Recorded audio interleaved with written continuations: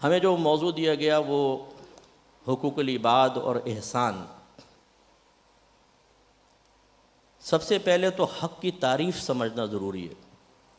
بعض الفاظ ہمارے مابین اتنے عام ہوتے ہیں کہ ہم روز مرہ ان کو استعمال کر رہے ہوتے ہیں، لیکن اکثر اوقات ایسا ہی دیکھا گیا ہے۔ میری تقریباً 32 ایئرس کی تبلیغ کی عمر ہے، 32 سال ہو گئے مجھے اس فیلڈ میں کام کرتے ہوئے مسلسل۔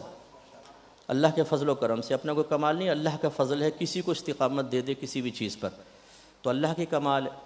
ہم نے محسوس کیا کہ ہم لوگ سنتے ہیں چیزوں کو، لیکن جب تک ضرورت نہ ہو اس کی حقیقت اور تحقیق اور اس کی مطلب جو کمیت ہے، ماہیت ہے، اس تک نہیں پہنچ پاتے۔ مثلاً جھوٹ کسے کہتے ہیں؟ اب اگر جھوٹ کی شرعی تعریف ہم سے پوچھی جائے گی ہم سوچ میں پڑیں گے۔ ظلم کسے کہتے ہیں؟ لالچ کسے کہتے ہیں؟ غصے کی تعریف کیا ہے؟ ابھی کتنے کامن ورڈز ہیں اور کامن چیزیں جو ہمارے درمیان ہیں، لیکن ہمیں تھوڑا سا مسائل ہو۔ اسی طرح حق ہے، جب حق کی صحیح تعریف ہمارے ذہن میں نہیں ہوتی تو پھر ہم از خود کچھ چیزوں کو حق قرار دے دیتے ہیں، حالانکہ حق کی شرعی تعریف ہمارے ذہن میں ہوتی نہیں۔ یہ بھی پھر بالکل ایسے ہی ہو جائے گا جیسے میں کہوں چونکہ میں پکشو ہوں اس لیے آپ سب سے افضل ہوں۔ آپ کہیں صاحب پکشو کسے کہتے ہیں؟ تو میں کہوں وہ تو مجھے بھی نہیں پتہ۔ تو انتہائی احمقانہ بات ہے جب پتہ ہی نہیں تو دعویٰ کیسا؟ اب بیوی کہتی ہے میرا حق ہے مجھے دے دو، شوہر کہتا ہے میرا حق مجھے دے، اور شوہر سے پوچھیں حق کسے کہتے ہیں؟ بولے یہ تو مجھے پتہ نہیں۔ یہ ہے حیرت انگیز بات۔ حق کسے کہتے ہیں؟ حق کا مطلب ہوتا ہے ایک ایسی ذمہ داری جو اللہ تعالیٰ کی طرف سے ایک ذات پر کسی دوسری ذات کے مقابلے میں لازم کی گئی ہے۔ اب اگر وہ ذات خود اللہ کی ہے، اس نے اپنی ذات کے پیش نظر ہم پر کچھ ذمہ داریاں رکھی ہیں، انہیں کہتے ہیں حق اللہ۔ جیسے نماز پڑھیں، روزہ رکھیں، زکوٰۃ دیں، گناہ نہ کریں، تو یہ حق اللہ کہلائیں گے۔ اور اگر کسی بندے کو ملحوظ رکھتے ہوئے اللہ تعالیٰ نے پھر اس کے مقابلے میں ہمیں ذمہ داری دی ہے، وہ اس بندے کا حق کہلائے گا۔ اب اگر بندے کے سلسلے میں شوہر پہ ذمہ داری، وہ بیوی کا حق۔ اگر شوہر کو پیش نظر رکھ کر بیوی پہ ذمہ داریاں رکھی تو یہ بیوی کا حق ہے۔ ایسے ہی پڑوسی کا حق، ایسے ہی افسر، ایسے ہی ماتحت، ایسے ہی عالم دین، ایسے ہی رعایا، ایسے ہی حاکم کا حق۔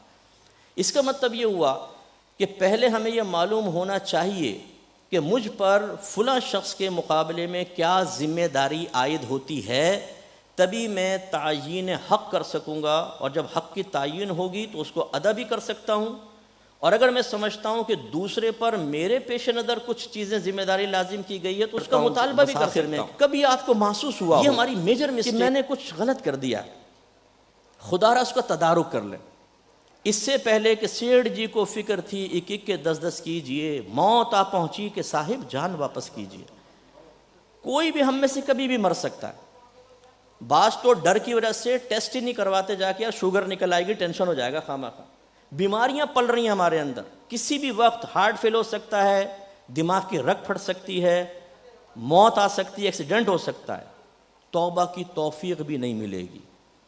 اللہ نہ کرے ایسا نہ ہو کہ ایسی ناگہانی آفت میں آئیں کہ ہم وصیت تک نہ کر سکیں، ہم نصیحت نہ کر سکیں، ہم مر جائیں۔ بس یہ آخری میری بات یہی ہے کہ ہم نبی سے محبت کا دعویٰ تو کرتے ہیں کہ مجھے اپنے نبی سے محبت ہے، ہم نعرے لگاتے ہیں غلامی رسول میں موت بھی قبول ہے، جو ہو نہ عشق مصطفیٰ تو زندگی فضول ہے۔ بہت اچھی بات ہے، لیکن اگر ایک آپ کا اس اسٹینڈ ہو جو مطلب باہر کے کاموں کے لیے بھی رکھا ہے، دیگر آپ کہیں فائل اٹھا کے لاؤ، بولے ٹائم نہیں ہے، اچھا چائے لا، موڈ نہیں ہے، ادھر آ کے بیٹھ ذرا میرے ساتھ دے، بولے ابھی تو میں باہر جا رہا ہوں ذرا کھانے پینے کا، پھر آؤں گا۔ آپ اس کو رکھیں گے اپنے ساتھ؟ کیا وہ اچھا آدمی ہے؟ کیا وہ اس قابل ہے کہ آپ کے پاس رہے، آپ اس کو سیلری بھی دیں، یا یوں کریں گے ایک سیلری وتھ بونس دے دیں گے اس کو؟ نہیں نا۔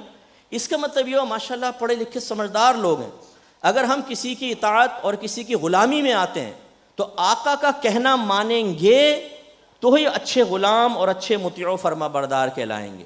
یہ نہیں ہے کہ دعویٰ غلامی ہو اور زندگی اپنی مرضی کے مطابق گزاریں۔ ایسا ہو تو آپ تو زوجہ کو گھر میں نہ رکھیں۔ اپنی اولاد کے بارے میں ہم کہیں گے پتہ نہیں تو میرے اولاد بھی ہے کہ نہیں ہے۔ ہم دوستوں کو چھوڑ دیں گے، یار تم کیسے آدمی، ہماری کوئی بات تو مانتے ہی نہیں ہو۔ تو پھر نبی کریم صلی اللہ علیہ وسلم کے بارے میں کیا خیال ہے؟ اللہ نے واضح فرمایا قل ان کنتم تحبون اللہ فاتبعونی، اے حبیب ان سے فرمائیے اگر تم اللہ سے محبت کا دعویٰ کرتے ہو تو میرا حکم مانو۔ یہ ہوا کیا تھا؟ ہجرت سے پہلے نبی کریم کاشان اقدس سے باہر نکلے، کفار کو بتوں کی عبادت کرتے ہوئے پایا۔ سرکار نے فرمایا تم ایسا کیوں کرتے ہو؟ کہنے لگے اس لیے تاکہ بتوں کی عبادت کے ذریعے اللہ ہم سے خوش ہو کے ہمیں اپنا مقرب بنا لے، ہم سے محبت کرے، ہمیں محبوب بنا لے۔ مقصد کتنا اچھا ہے، لیکن طریقہ، اس پر یہ آیت نازل ہوئی، قُلْ إِن كُنتُمْ تُحِبُّونَ اللَّهَ، اے حبیبی نے فرمائیے اگر تم اللہ سے محبت کا دعویٰ کرتے ہو، معیار کیا ہے، کرائٹیریا کیا ہے، اس کا اسٹینڈرڈ کیا ہے، اللہ تبارک و تعالیٰ کا قائم کردہ نظام کیا ہے، فَاتَّبِعُونِی، میرا حکم مانو۔ فائدہ کیا ہوگا؟ یحببکم اللہ، اللہ تم سے محبت فرمانے لگے گا، وَیغفر لَکُم ذُنُوبَکُم، اور تمہارے تمام گناہوں کی بخشش کر دی جائے گی۔ تو اب ہمارا مسئلہ یہ ہے کہ ہم کہتے ہیں محبت صرف زبان تک ہو، اس سے زیادہ نہیں۔ اگر ہمیں اطاعت کی طرف بلایا جائے ہمارا موڈ خراب ہو جاتا ہے، اگر ہمیں کوئی ایسی بات کہی جائے جس کو ہم اپنی شان کے خلاف سمجھتے ہیں، یار یہ ہو سکتا ہے بعض لوگ باہر نکل کے کہیں یار بہت سخت بیان تھا، ایسا نہیں ہوتا، اتنا سخت بیان نہیں ہوتا، تھوڑا نرمی چاہیے، نرمی۔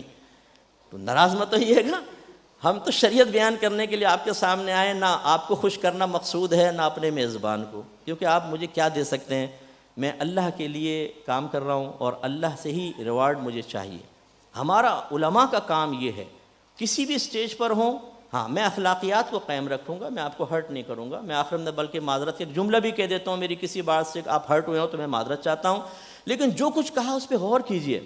ہم اہل سنت کا مسئلہ یہ ہے، نبی کا کہنا ماننے کے لیے تیار نہیں ہے۔ نبی کی میلاد کی محفل سجائیں گے، ہم نعت خوانی کی محفل رکھیں گے، لائٹنگ کریں گے، دیگیں پکائیں گے، لیکن جب سرکار کا حکم ماننے کی باری آئے گی، شریعت پہ چلنے کی باری آئے گی، تو ہم کوئی ادھر دیکھے گا، کوئی ادھر دیکھے گا۔ تو کیا ایسا ہی نہیں ہے کہ کفار نے ایک چیز اختیار کی اچھا سمجھ کر؟ اللہ تعالیٰ نے فرمایا مقصود اچھا ہے، طریقہ ٹھیک نہیں۔ اسی طریقے سے یہ طریقے غلط نہیں ہیں، لیکن جو ہمارا معاملہ ہے کہ ہم ان چیزوں کو کافی سمجھ کر، اور اصل جو معاملہ ہے کہ نبی کریم کی اطاعت، آپ کا حکم ماننا، شریعت پر چلنا، اس کو ہم نے چھوڑ دیا۔ تو اگین اگر کسی سے کوئی ایسی محسوس کرتا ہے کہ میں نے حق میں کوتاہی کی ہے یا کر رہا ہوں، تو حق کو جان کر اس کے بارے میں سیکھیں کہ بیوی کے حقوق کیا ہیں، شوہر کے کیا ہیں، اپنے، کیونکہ آپ کو بچوں کو بھی سکھانا ہے، ان کی تربیت کرنی ہے، دوستوں کے حقوق کیا ہیں، امپلائی کے حق کیا ہیں، آپ کے افسر کا، آپ کی حکومت کا حق کیا ہے، رعایا کا حق کیا ہے، سب کو جاننا چاہیے۔ پھر اگر ہمیں محسوس ہو میں کوتاہی کا ارتکاب کر رہا ہوں، اللہ کی بارگاہ میں توبہ کریں، اپنے عمل کو آہستہ آہستہ چینج کریں۔ اگر محسوس ہو تو ایک دم تو آدمی چینج نہیں ہو سکتا، آہستہ آہستہ۔ ماحول بھی اثر انداز ہوتا ہے، آدمی چینج ہونا چاہتا ہے، ماحول نہیں بدلنے دیتا اس کو، آہستہ آہستہ آپ چینج ہوں گے تو انشاءاللہ اللہ تعالیٰ آپ کی مدد کرے گا۔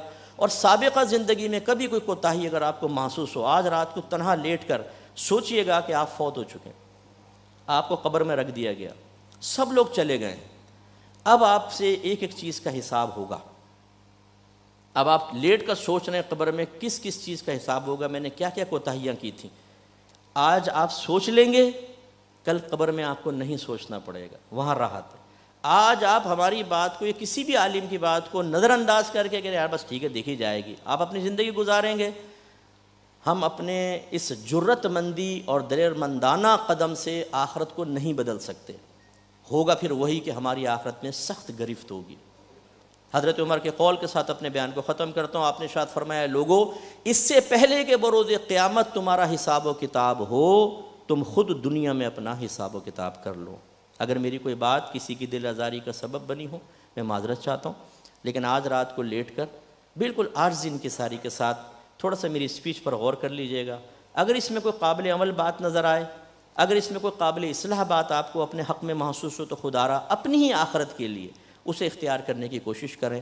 اللہ تعالیٰ عمل کی توفیق عطا فرمائے، آمین۔ وآخر دعوانا ان الحمد للہ رب العالمین۔